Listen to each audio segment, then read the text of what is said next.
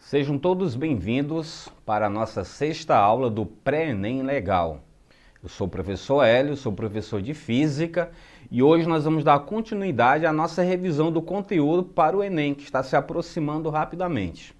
Anotem aí o tema da nossa sexta aula de hoje: Movimento Harmônico Simples, ou simplesmente MHS.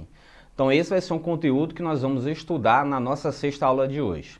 Lembrando, pessoal, que sempre os conteúdos de física que estamos revisando com vocês, além de serem cobrados, de forma recorrente no Enem, são conteúdos e assuntos que acontecem no nosso dia a dia. Então a gente tem vários exemplos disso acontecendo, desses conteúdos. Vamos analisar aqui alguns exemplos do movimento harmônico simples que acontece no nosso dia a dia. Vamos passar aqui para o slide. Vejam essas figuras, por favor.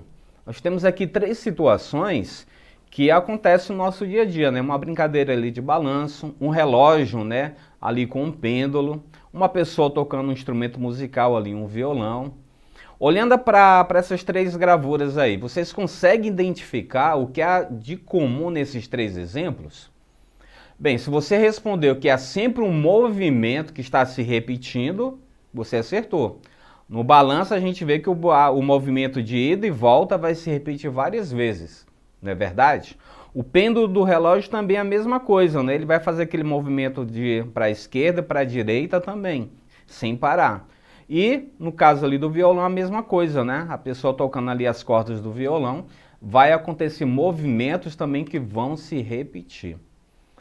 Sabendo então do que vai acontecer nesses três casos, vamos aqui para o conceito do MHS, Movimento Harmônico Simples. Bem, nesses exemplos nós vimos que ocorre movimento em torno de uma posição de equilíbrio e nós dizemos que quando isso acontece, além de ser um movimento, é um movimento oscilatório ou periódico, que se repete, que vai se repetindo a cada momento. O movimento harmônico simples, então, pessoal, o MHS, é aquele onde um corpo vai oscilar em torno de uma posição de equilíbrio.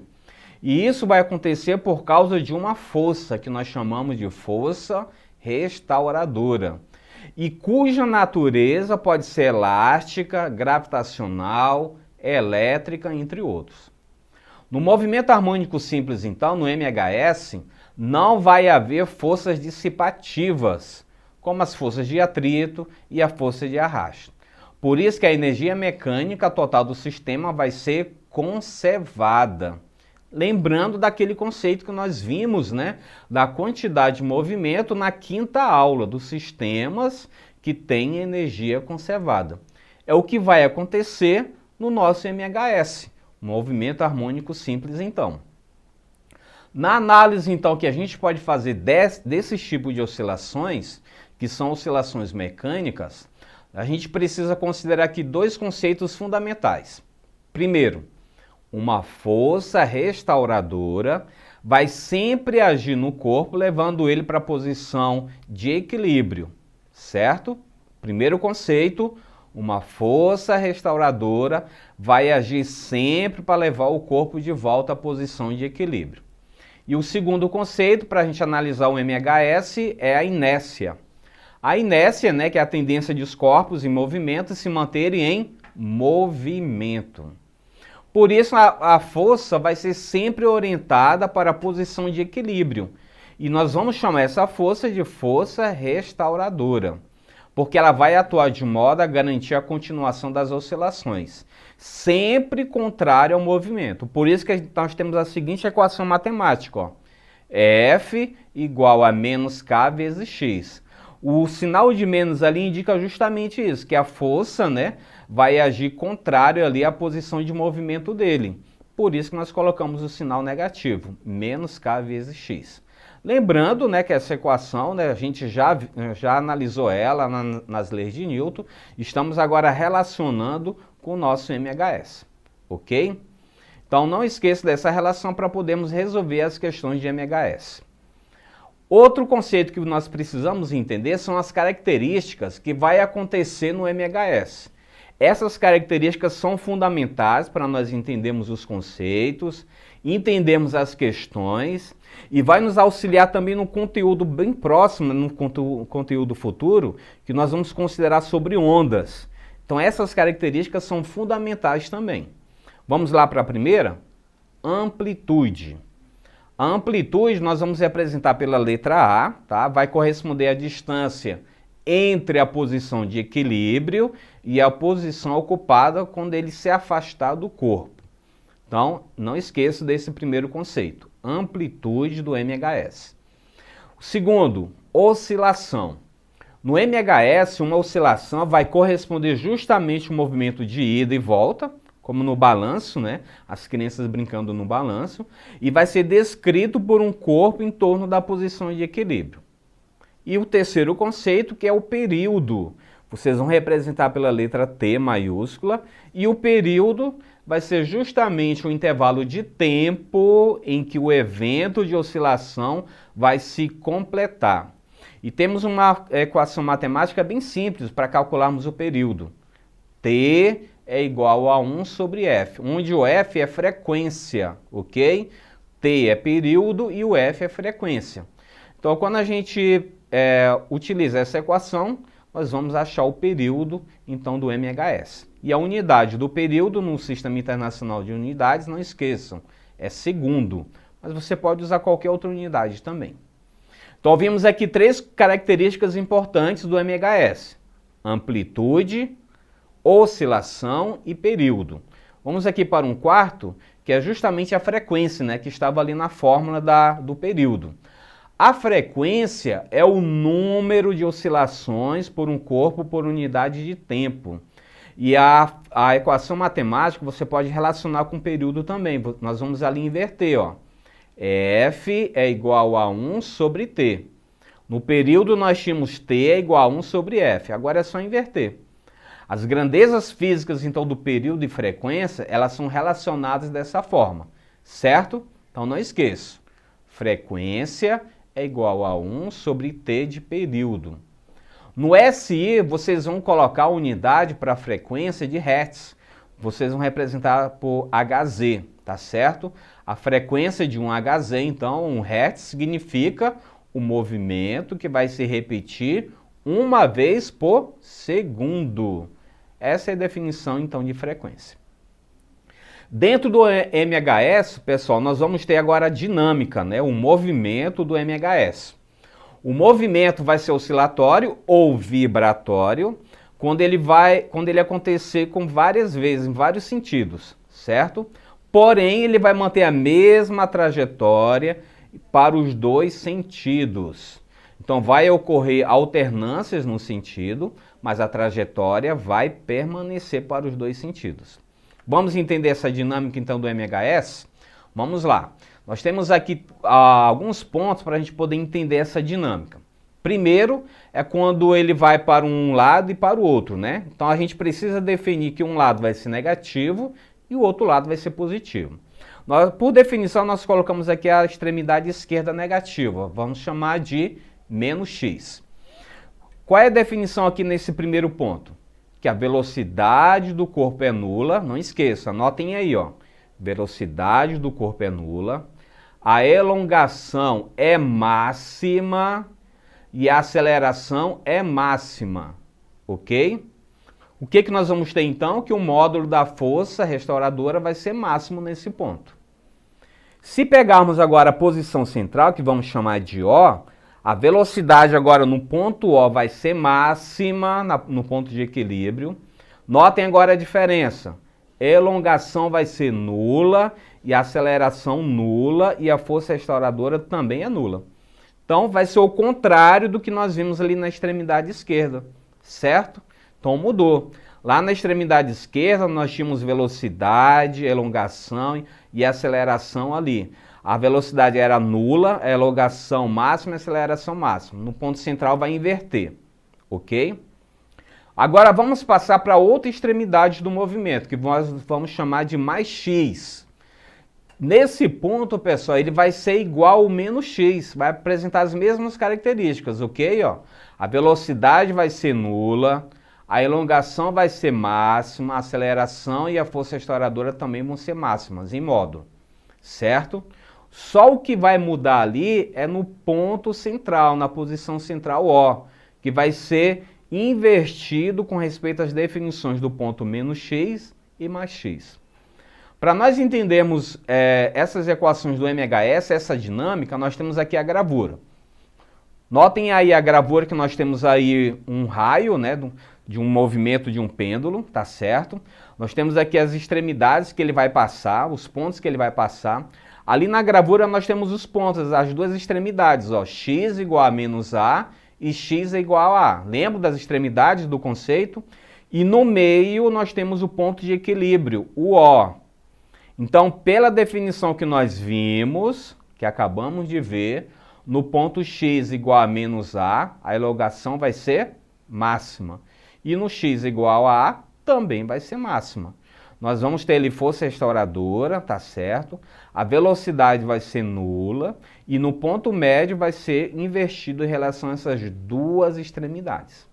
Então agora a gente consegue entender a definição que acabamos de ver utilizando essa figura, né, nesses pontos, certo? Vejam, pessoal, que nessa gravura também esse movimento pode ser descrito também pelo movimento circular, né? Tanto que temos ali um círculo, e quando isso acontecer, nós vamos ter raio, nós vamos ter um ângulo, tá certo? Então, tudo isso aí vai influenciar no estudo do MHS. Essas definições, tá, do movimento circular uniforme também entra aqui para nos auxiliar no MHS. Por isso que vocês vão usar a seguinte equação para a elongação do MHS. Note no slide. X, que vai representar a elongação, vai ser igual a amplitude, o A de amplitude. Viram lá na figura que nós tínhamos lá um círculo? Então nós vamos ter que trabalhar com ângulos. E nós vamos utilizar o cosseno, tá? Então A vezes cosseno. E nós temos ali a velocidade angular, o ômega vezes T, mais o φ inicial. Então, isso aí vai nos auxiliar para a gente poder achar a elongação no MHS. Sobre essa expressão da função horária da elongação, é importante nós observarmos esses três pontos aí. Vejam por favor. Primeiro, a constante A da amplitude vai ser o raio da circunferência onde vai ocorrer o movimento circular uniforme. E vai representar a nossa amplitude do MHS. Para vocês entenderem isso, eu vou voltar aqui o slide para mostrar a figura novamente para vocês. Olhem, por favor, lá na figura, que nós temos ali o raio, certo? Ali do círculo, que está destacado para vocês. E esse raio vai representar para nós justamente a amplitude do movimento circular uniforme e que vocês vão trazer para o MHS, ok? Segundo ponto. A constante ômega vai representar para a gente a velocidade angular da partícula do movimento circular uniforme. E ele vai ser determinado, vai ser denominado pulsação ou frequência angular do MHS, ok? E por último, a constante φ. Φ inicial ali vai ser a constante de fase ou fase inicial. E vai ser justamente o valor no instante t igual a zero, que nós vamos utilizar nessa equação, para podermos determinar então o x, que vai representar a nossa elongação. Além dessas características, nós podemos achar no MHS a aceleração escalar máxima, ok? Que vai ser dado justamente pelo produto da pulsação da amplitude, que vai ocorrer no ponto de inversão, e pela elongação. Então nós temos ali, ó, a aceleração máxima vai ser igual justamente a nossa amplitude vezes, tá, o quadrado ali da pulsação, que vai ser representado pelo nosso ômega, ok? Então ômega ao quadrado vezes amplitude. Utilizando essa equação, o que nós vamos encontrar? A aceleração escalar máxima do MHS. Além da aceleração escalar máxima, nós vamos achar também a velocidade escalar máxima. Note que a equação também é simples, porque vocês vão achar apenas pelo produto. É similar à equação da aceleração. Qual é a única diferença? Que vocês não vão utilizar o quadrado no ômega. Vai ser ômega vezes amplitude. Olha só como é fácil. Então as duas equações são simples, vocês vão achar pelo produto. A única diferença é que na aceleração vocês vão usar o ômega ao quadrado e na velocidade vocês vão usar apenas o ômega, ok? Então vai ser o produto da pulsação pela amplitude. Pulsação ao quadrado vezes amplitude, nós vamos achar a aceleração máxima. E pulsação vezes amplitude, nós vamos achar a velocidade escalar. Um vai estar ao quadrado e o outro não. Essa é a diferença entre eles. Mas nós vimos lá nas primeiras figuras que nós tínhamos o pêndulo, não é isso? Então vamos entender o que é um pêndulo simples. Nós temos aqui duas figuras que mostram exemplos do nosso dia a dia, como um relógio com pêndulo. Nós temos ali o pêndulo de Newton também, um experimento que nós encontramos em muitos laboratórios, né, que as pessoas utilizam bastante, nós utilizamos bastante. E alguns usam até como aparato também de decoração, né? Então é bem legal esse aparato, esse experimento, né, que é o pêndulo de Newton. Mas vamos entender o que é um pêndulo então? Bem, o pêndulo simples é um sistema mecânico que vai consistir em uma massa putiforme, quer dizer que de massa desprezível, presa a um fio de massa também desprezível, inextensível, que vai ser capaz de oscilar em torno de uma posição fixa, que é o que vai acontecer nesses dois casos aqui. Portanto, o pêndulo simples é uma aproximação em que não existe forças dissipativas, ou seja, força de atrito e força de arrasto, e que vai atuar, né, sobre qualquer componente do sistema, certo? Então esse é o conceito do pêndulo simples que nós temos. A figura aqui retrata para a gente o que vai acontecer com esse movimento, que é similar também do MHS que a gente acabou de analisar. Note que nós temos ali a extremidade menos x do lado esquerdo, o mais x do lado direito. Nós temos ali o comprimento do fio, que vai ser importante também no estudo do pêndulo, e o período que vai acontecer, o do movimento de ele sair da esquerda para a direita, tá? E vice-versa, ok? Então, essa figura representa justamente o movimento do pêndulo simples e que nós vamos aplicar os conceitos do MHS também. Na próxima gravura nós temos ali as forças, né, que nós vamos realmente encontrar. Temos a tração no fio, certo? Temos o peso ali do objeto no eixo X, no eixo Y, e o peso dele sendo orientado para baixo. A partir das equações horárias, então, do movimento harmônico simples e também das leis de Newton, nós podemos determinar o conjunto dessas equações do pêndulo simples e que vai nos ajudar também a entender o MHS. E nós dizemos que a resultante entre a força-peso e a força de tração no fio é uma força centrípeta. Também um conceito lá que nós estudamos no movimento circular uniforme. Por isso que a força restauradora do movimento pendular também vai ser uma componente horizontal do peso, certo? Então essa é a definição que não é difícil e é igual, né, que nós vimos aqui o conceito também do MHS. Quais são as equações que nós vamos utilizar para o pêndulo simples? Nós temos aqui uma equação, ó. A equação ela mostra aqui para nós o período que nós vamos encontrar para o pêndulo. Note que é bem simples, ó. T é igual a 2π raiz quadrada do L, que é o comprimento do fio L, dividido para o G, que é a aceleração da gravidade.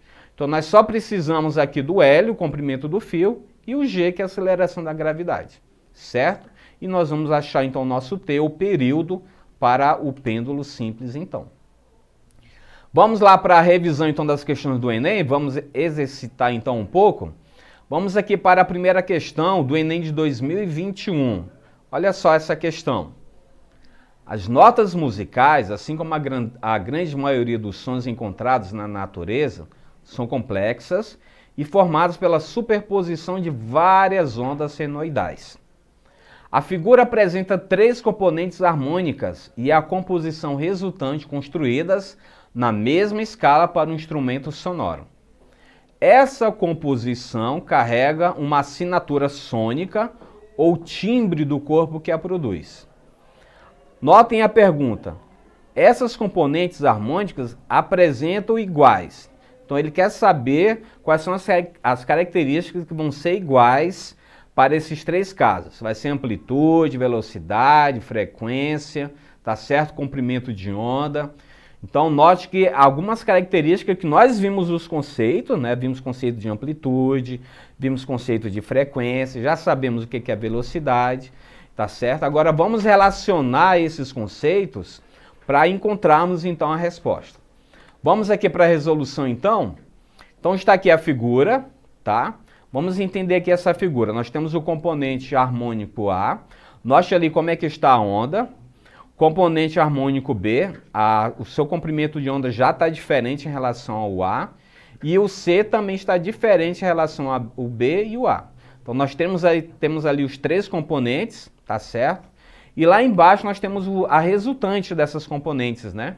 O formato da onda do som complexo, né? Colocando ali os 3 realmente numa figura só. Então vamos entender o que está acontecendo aqui nessa figura, pessoal. A amplitude corresponde ao que nós vimos no conceito? A distância do ponto médio horizontal até o seu ápice, a sua crista, ou até a região mais baixa, que é o vale.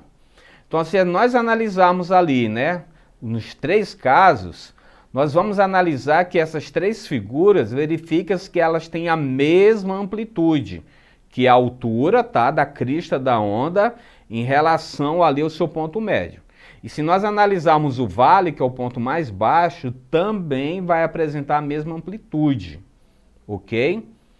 Como as 3 ondas encontram-se no mesmo meio de propagação, significa dizer que elas têm a mesma velocidade. Então, olha só o conceito que temos. Nós temos a mesma amplitude, mesma velocidade. Comprimento de onda, pessoal, note na figura que é diferente, por isso que o formato está ali, ó. Tá certo? O do A está mais um pouco alongado, o B já diminuiu um pouco mais e o C diminuiu mais ainda. Então o comprimento de onda deles é diferente. E o que determina o comprimento de onda? A frequência, ok? Então se o comprimento de onda é diferente, consequentemente a frequência também é diferente. Então qual a alternativa que nós vamos marcar aqui? Letra A. Vamos lá para as alternativas aqui então. Amplitude e velocidade são iguais. Então é essa a resposta que nós vamos marcar. Amplitude e velocidade. Já que a frequência é diferente e o comprimento de onda também é diferente. Ok, pessoal? Ó, bem simples essa questão. Não utilizamos fórmulas matemáticas aqui, cálculos, apenas os conceitos para marcarmos, ó. Tá certo? Não foi exigido nada de cálculo aqui. Próxima questão. Vamos analisar aqui a questão do Enem de 2021, que dizia o seguinte: o sino dos ventos é composto por várias barras metálicas, de mesmo material e espessura, mas de comprimentos diferentes, conforme a figura. Considere a frequência 1 e a velocidade 1, respectivamente, como a frequência fundamental e a velocidade de propagação do som emitido pela barra de menor comprimento. E a frequência 2 e a velocidade 2 são as mesmas grandezas para o som emitido pela barra de maior comprimento.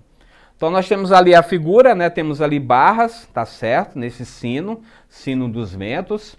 E ele está chamando de F1 e V1, a frequência 1 e a velocidade 1 da barra menor. E F2 e V2, a frequência 2 e a velocidade 2 da barra maior.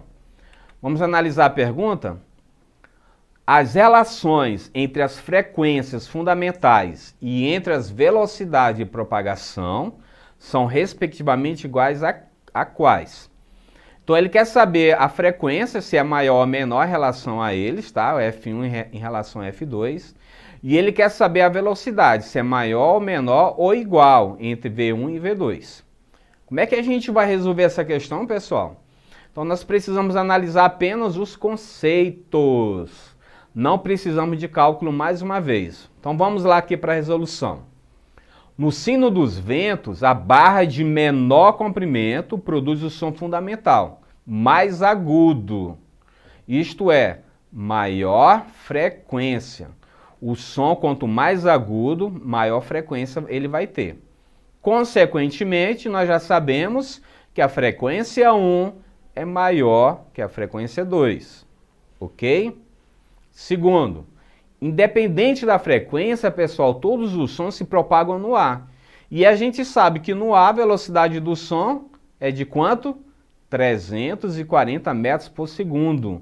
Então eles vão apresentar a mesma intensidade e velocidade. Então V1 é igual a V2. Simples, né? Não precisou de cálculo. Então a alternativa que nós vamos marcar qual é? Alternativa D. Vamos lá para a alternativa? O que dizia a alternativa D? F1 maior que F2 e V1 igual a V2. Está aí a nossa resposta. Apenas relacionamos a frequência, tá certo? Nós descobrimos que a frequência da barra menor é maior e vimos que a velocidade do som se propaga, né, com a mesma velocidade no ar, de 340 metros por segundo. Sabendo disso, né, a gente encontrou a resposta. Notaram que nas duas questões, né, que nós vimos aqui, nós relacionamos exemplos do nosso dia a dia. Não foi isso? Então, não esqueça, vou repetir mais uma vez para vocês, pessoal. O Enem, ele vai cobrar questões que, além de estar ali no livro de física, no conteúdo que você vê na sala de aula, mas principalmente exemplos do nosso dia a dia, do nosso cotidiano. Aprendendo os conceitos que nós vimos aqui na nossa aula e fazendo essa relação, então não vai ser difícil de encontrarmos a resposta, ok? Não esqueçam, né, que todo esse conteúdo que estamos vendo está na nossa plataforma eduque.ce.ac.gov. Acesse a nossa plataforma, vocês vão encontrar nossas aulas, né, gravadas, vocês vão ter conteúdos explicativos sobre o assunto, vocês vão encontrar exercícios também, experimentos e experiências para fazer, tanto de forma virtual como prática também. Então acesse o nosso link e vocês vão encontrar todo esse material disponível. E mais uma vez, não esqueçam, foco nos estudos. O Enem está se aproximando, ok? Quero agradecer mais uma vez a atenção de todos vocês nessa nossa sexta aula e até a nossa próxima aula. Bons estudos e até lá!